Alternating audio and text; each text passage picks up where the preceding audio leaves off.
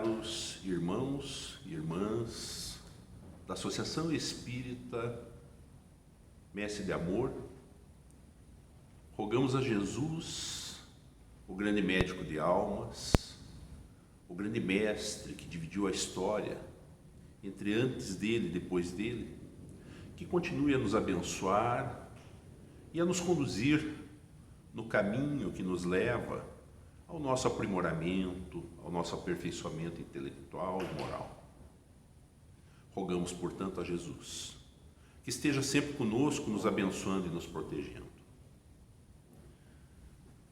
A mensagem de Jesus, que vem dos tempos mais remotos, encontrou na doutrina dos Espíritos o Consolador prometido por ele. Mas essa doutrina dos Espíritos surgiu no século XIX a partir de fenômenos mediúnicos.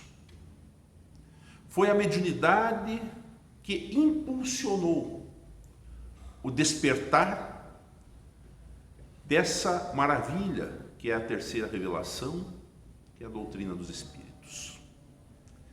E a doutrina espírita, então, desde o século XIX, vem desenvolvendo as criaturas humanas nos seus potenciais para melhor, buscando sempre um caminho melhor. Mas muitas pessoas confundem o espiritismo com o fenômeno mediúnico.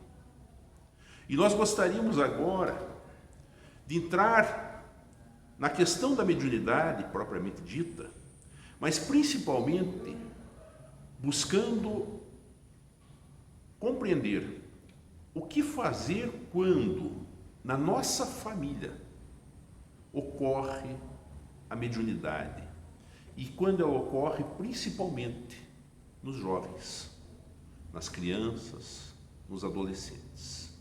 O que fazer? O que podemos fazer pelos nossos filhos, pelos nossos netos, pelos nossos sobrinhos, ou mesmo por um vizinho, quando a mediunidade começa a aflorar nessas crianças ou nesses jovens? Então a nossa proposta da noite é essa, é pesquisarmos um pouco, é procurarmos, através do conhecimento que a doutrina espírita nos traz, como agir quando ocorre o despertar da mediunidade na criança e no adolescente. O fenômeno mediúnico, é preciso que se diga, é de todos os tempos. Ele não é um fenômeno do século XIX, ou XX, ou XXI. Em toda a história da humanidade, o fenômeno mediúnico esteve presente. E também ele não é um monopólio do espiritismo. Embora o espiritismo tenha surgido a partir do fenômeno mediúnico, o fenômeno em si não é o espiritismo. O fenômeno mediúnico, como dissemos, acompanha a história da humanidade ao longo dos milênios. Eram as pitonisas, os adivinhos, os profetas, mesmo os apóstolos, todos médiuns, todos exercendo esta faculdade maravilhosa chamada mediunidade. No entanto, é no século XIX que a mediunidade vai ter o desenvolvimento máximo das suas potencialidades, com o conhecimento que se adquire a partir da investigação científica feita por um francês chamado Hippolyte Léon Denisard Rivail, que se tornou conhecido para nós pelo pseudônimo de Allan Kardec. Allan Kardec, no ano de 1855, é convidado a observar fenômenos que ocorriam, os chamados fenômenos das mesas girantes, em Paris. E quando ele vai observar esses fenômenos, num primeiro momento ele recusa o convite, mas posteriormente ele acaba aceitando. E vai investigar, vai observar. E quando ele percebe que aquela comunicação poderia ter uma inteligência que movimentasse aquelas mesas e respondesse às questões através de batidas, estabelecendo um código através dessas batidas, ele então se debruça numa pesquisa extraordinária que resultou, passados 2 anos, no dia 18 de abril de 1857, no lançamento de O Livro dos Espíritos. Uma obra que na sua primeira edição sai com um pouco mais de 500 questões, mas que já na segunda edição tinha 1019 perguntas e respostas. Um livro que é um verdadeiro tratado filosófico, onde Allan Kardec faz a abordagem de questões que afligem o ser humano desde suas origens, e os espíritos então vêm ali trazer as respostas. Era um fenômeno mediúnico sendo utilizado para a construção de um novo conhecimento, para descortinar o mundo dos espíritos, para mostrar ao ser humano que a morte é apenas fenômeno biológico. E Allan Kardec, então, após lançar esta obra, vai publicar nos anos seguintes outras 4 importantes obras, que são o Livro dos Médiuns, publicado em 1861, o livro O Evangelho segundo o Espiritismo, publicado em 1864, o livro Céu e o Inferno, em 1865, e o livro A Gênese, em 1868. Com essas obras, Kardec codifica a doutrina dos espíritos e nos traz as respostas para diversas questões que afligem o ser humano. E a partir dali, então, nós passamos a compreender que Deus existe e que Ele, mais do que um ser com características antropomórficas, é, de acordo com os espíritos, a inteligência suprema e a causa primeira de todas as coisas. Então Kardec nos ensina, através da sua obra magnífica do Livro dos Espíritos, já na primeira questão, a questão número 1, quando pergunta o que é Deus, e não quem é, mas o que é. E ele tem essa resposta extraordinária por parte dos espíritos, dizendo que Deus é a inteligência suprema e causa primária de todas as coisas. Então comprova-se, através da obra kardeciana, a existência de Deus. Mas também Kardec vem afirmar e comprovar, através das pesquisas que faz, a imortalidade da alma. Vem demonstrar que nós, quando passamos pelo planeta, não desaparecemos quando o nosso corpo físico segue para o túmulo. Ao contrário, nós temos um novo despertar num outro plano, onde a matéria não é tão densa quanto aqui, é uma matéria mais sutil. Mas esta alma que anima o corpo hoje, quando passa pelo portal de cinza e lama, adentrando aos umbrais da morte, continua a viver. Portanto, ninguém morre. E aí a beleza do Consolador prometido de nos mostrar que não vamos simplesmente virar pó. Mas também o Espiritismo vem nos falar da pluralidade das existências, através da reencarnação, dessa justiça divina aplicada de forma tão sábia, que nos permite resgatar os erros do pretérito através de uma nova vida no corpo físico, de um retorno ao corpo físico, em mais uma oportunidade de desenvolver nossas potencialidades. Kardec vem nos falar também da pluralidade dos mundos habitados, que não estamos sozinhos no universo, que a Terra é apenas um dos bilhões de mundos habitados. Então, entendemos que não estamos a sós no universo.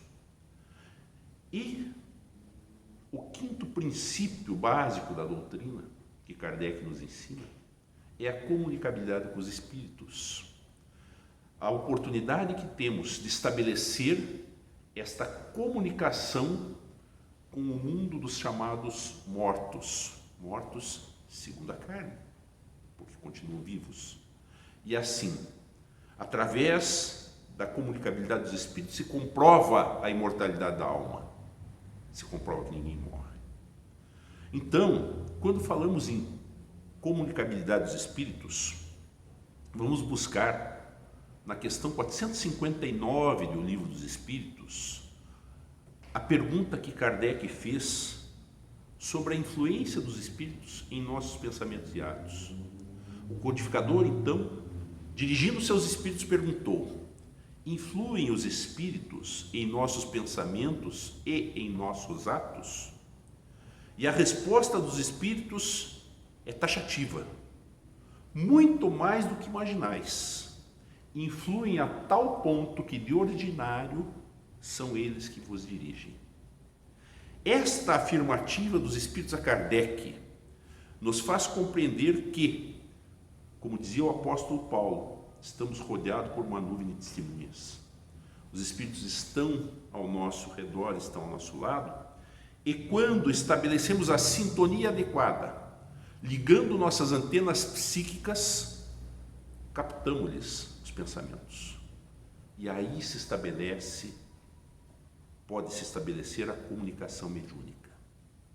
Portanto, a mediunidade é nada mais, nada menos do que esse intercâmbio de ideias, de pensamentos, entre nós encarnados, que nos encontramos no corpo físico, revestidos por esse corpo, com aqueles irmãos nossos, espíritos desencarnados, que já se desvestiram do invólucro material, do corpo carnal.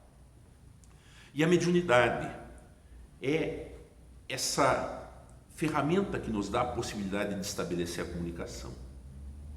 Então, nós vamos buscar em Sueli Kaldai-Schubert o significado de mediunidade. E a Sueli diz que a mediunidade é a faculdade humana natural que possibilita ao indivíduo o intercâmbio com o mundo espiritual, a comunicação entre os dois planos da vida. Vejamos então o que Sueli nos diz aqui. É uma faculdade humana,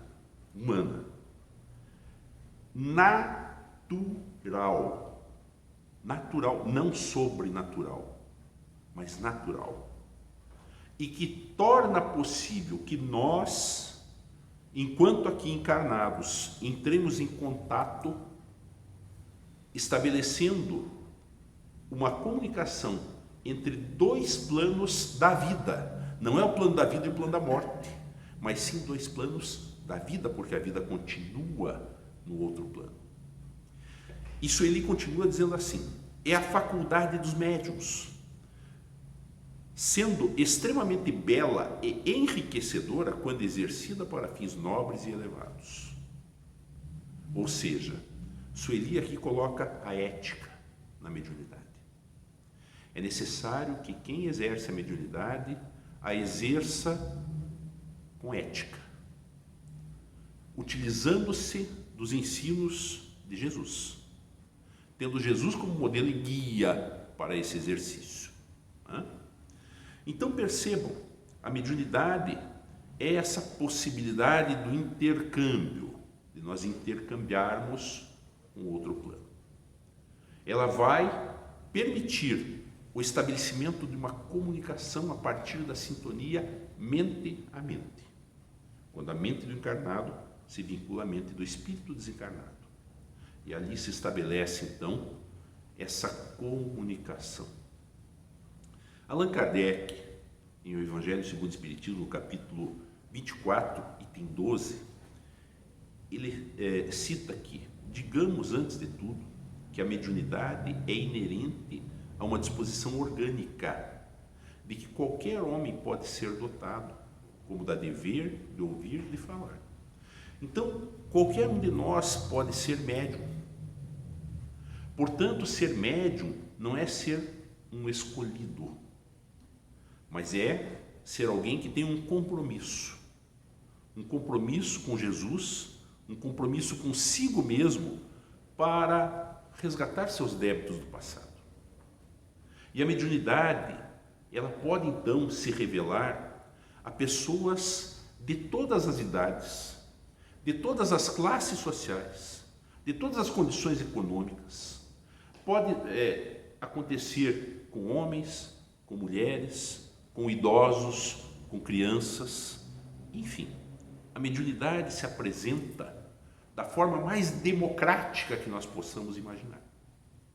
Ela não faz distinção, nem mesmo de rótulo religioso, porque afinal a mediunidade pode ocorrer na casa espírita, como ela ocorre no terreiro de Umbanda, como ela ocorre na renovação carismática católica, como ela pode ocorrer numa igreja pentecostal. Depende muito de como as pessoas a definem, mas o fenômeno em si é o mesmo.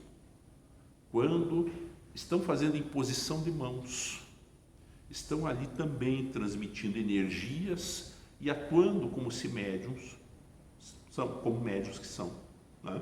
Então, nós vamos encontrar esses fenômenos em toda parte.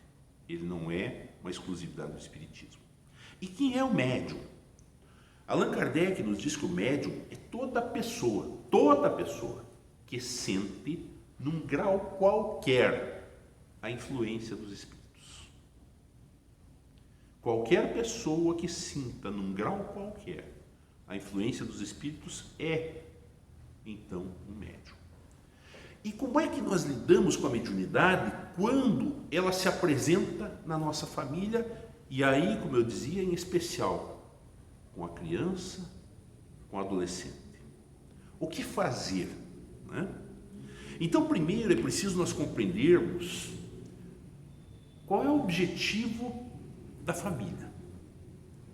A família é a reunião de espíritos na busca, na maior parte das vezes, do resgate de erros do passado, de equívocos do passado. E em muitos dos casos, afloram no lar fenômenos mediúnicos que podem ocasionar distúrbios nos relacionamentos afetivos entre as pessoas que compõem aquela constelação familiar, aquele núcleo familiar.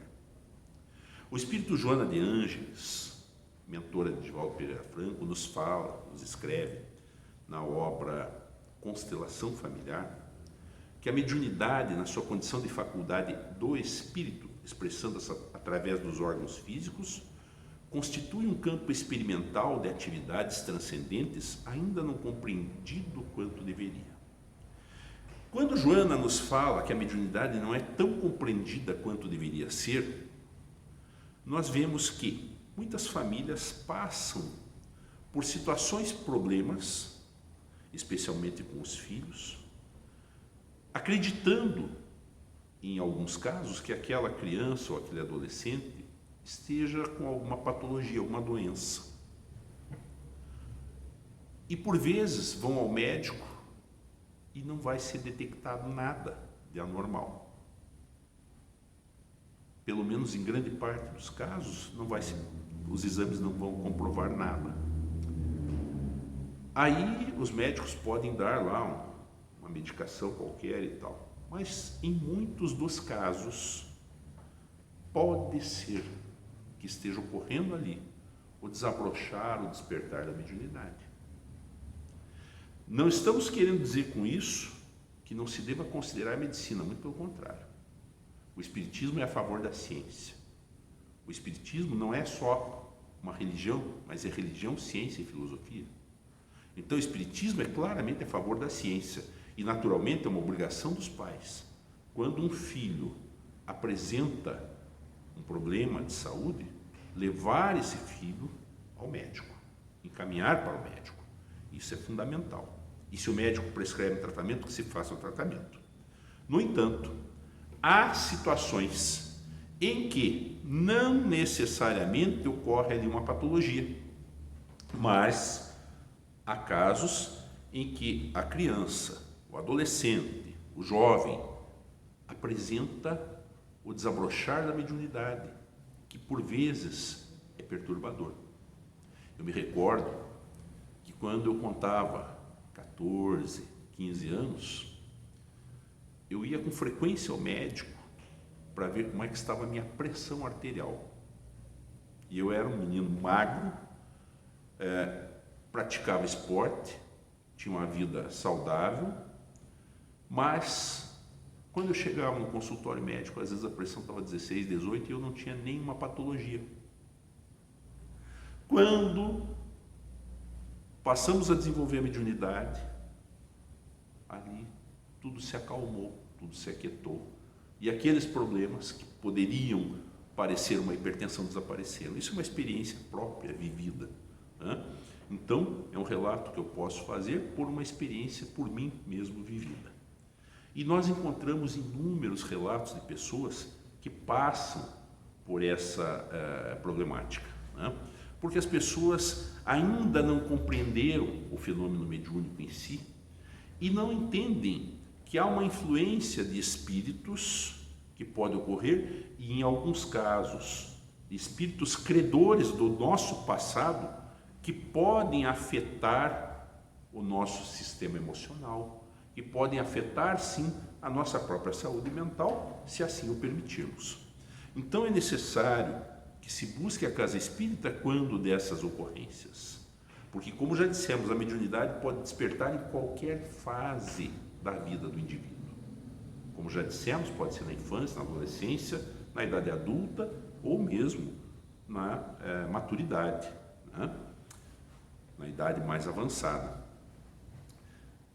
E aí nós encontramos na obra de Sueli Caldas Schubert, uma obra intitulada Mediunidade, Caminho para Ser Feliz, alguns dos indícios do desabrochar da mediunidade, que são interessantes que pais, mães, tios, avós ou vizinhos saibam, para quando se depararem com essa situação em jovens ou crianças, possam orientar e auxiliar essas pessoas, essas famílias. Então, quais são esses sintomas, esses indícios?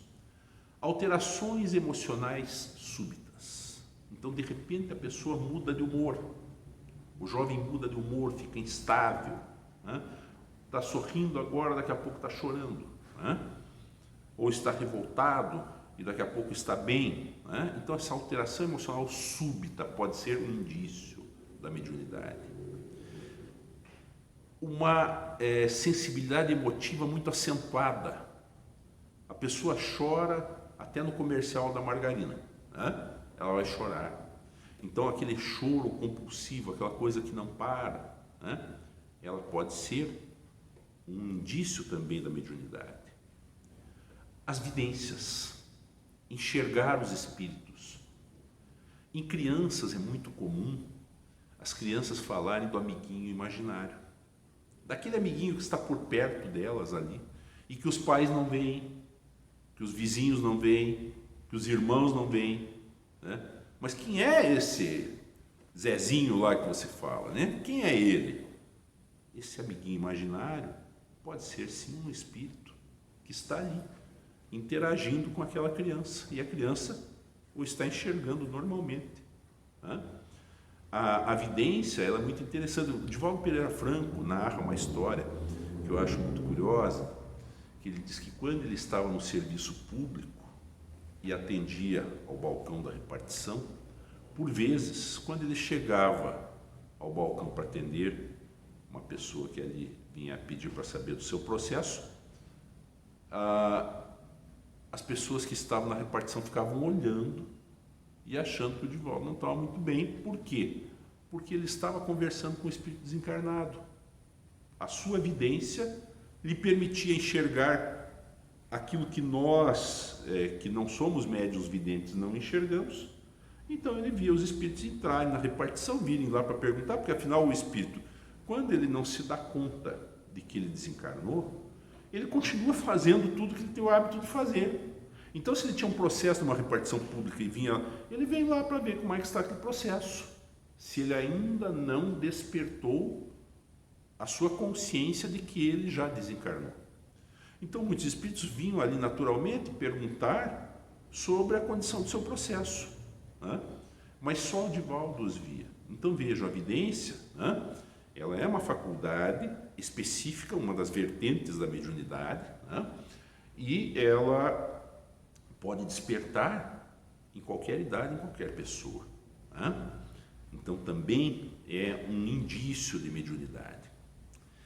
A necessidade compulsiva e inoportuna de escrever ideias que não são próprias da pessoa, né?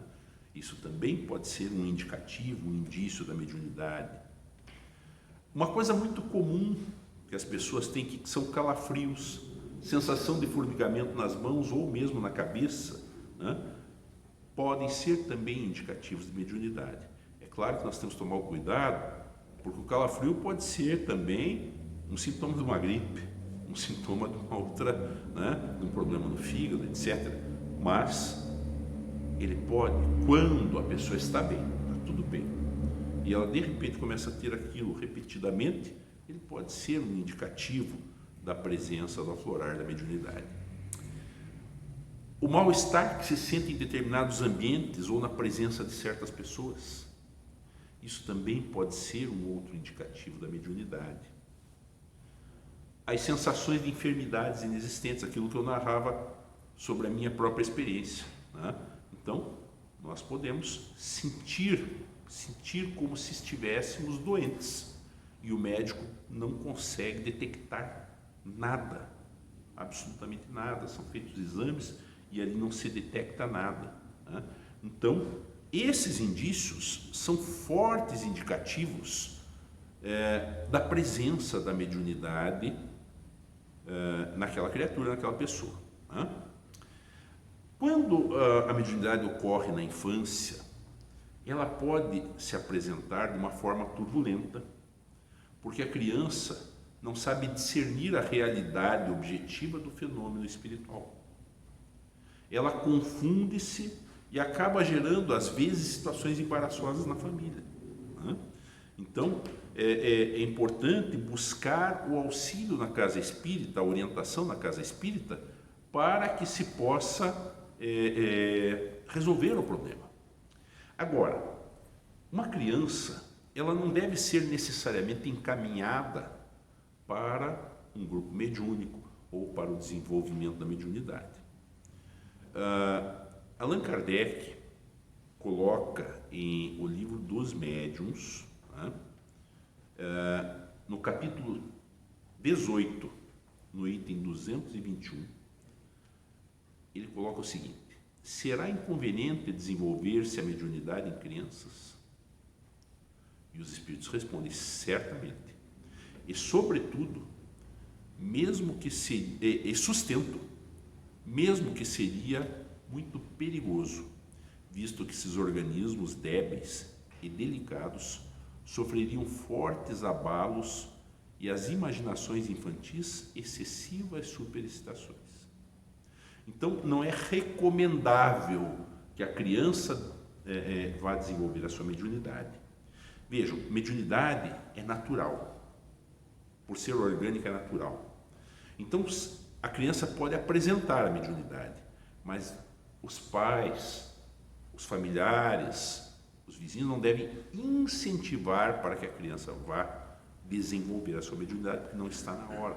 Ela não tem ainda a maturidade, nem emocional e nem orgânica para enfrentar o trabalho mediúnico, a reunião mediúnica, né?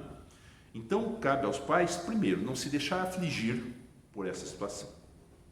Então, se defrontando com a mediunidade na criança, no filho, não deve se afligir. Deve-se buscar soluções adequadas para o atendimento dessa criança e oferecer para a criança a segurança necessária, a segurança principalmente do ponto de vista afetivo, com um diálogo, com naturalidade, conversando com essa criança com naturalidade e explicando que se trata de espíritos que necessitam de orientação. Então, é basicamente isso, né? É o que os pais devem fazer. Então, atender o filho com o máximo de naturalidade, dando uma conotação toda natural para o fenômeno mediúnico, né? Para que a criança não se apavore, né? Com a orientação segura dos pais e com a fraternidade desenvolvida dentro de casa, dentro do lar, o fenômeno vai se tornar menos penoso, né? Há casos em que espíritos obsessores vêm perturbar aquela criança porque eles enxergam na criança não aquele anjinho que nós enxergamos, mas eles enxergam o adulto que ela foi, que essa criança foi no seu passado, na sua encarnação anterior ou em outras encarnações anteriores.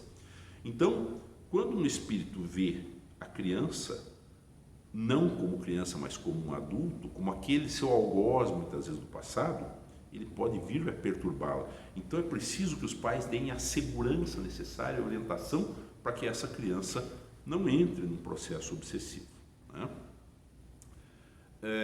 A mediunidade na infância, ela é portadora de um significado no processo do restabelecimento da paz de todos aqueles que se encontram numa trama do passado, né?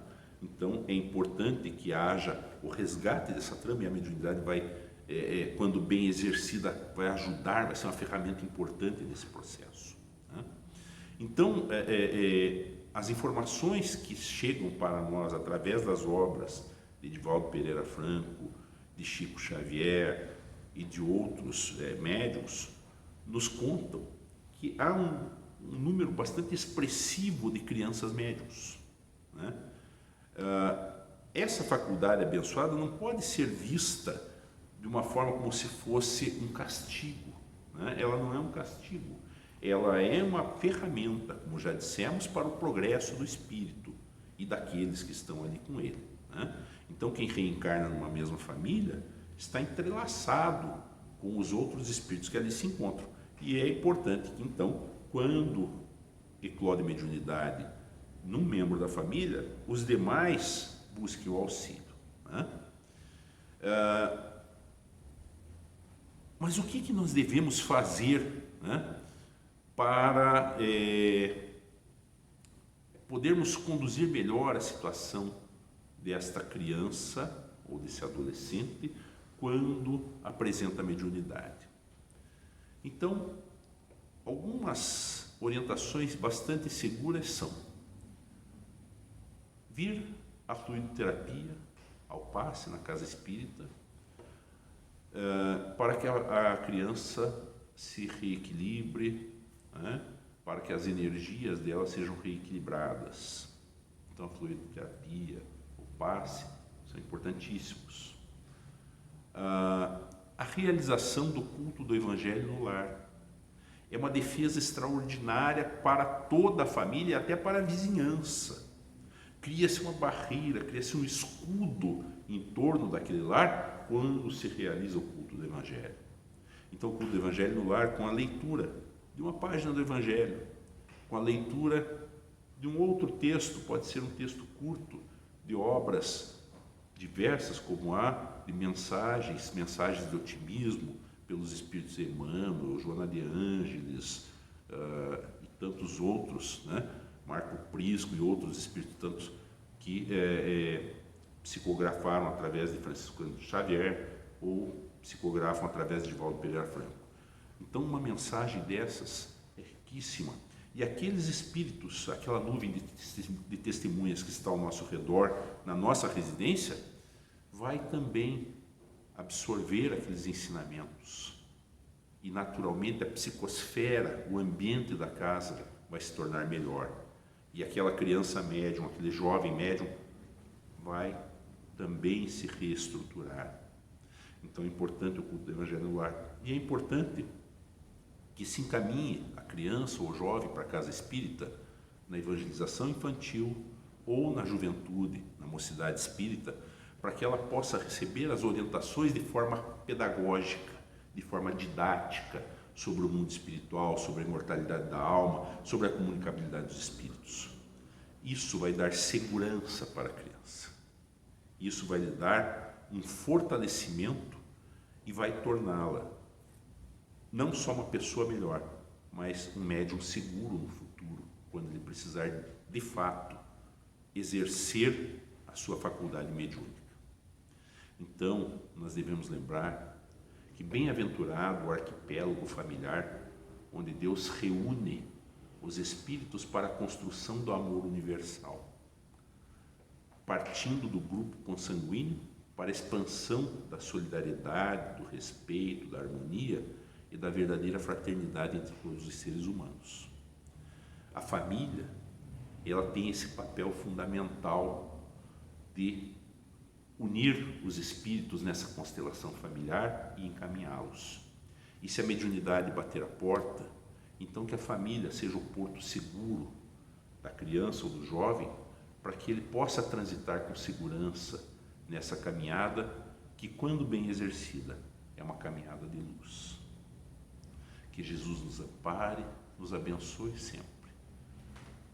Muito obrigado pela atenção e muita paz a todos.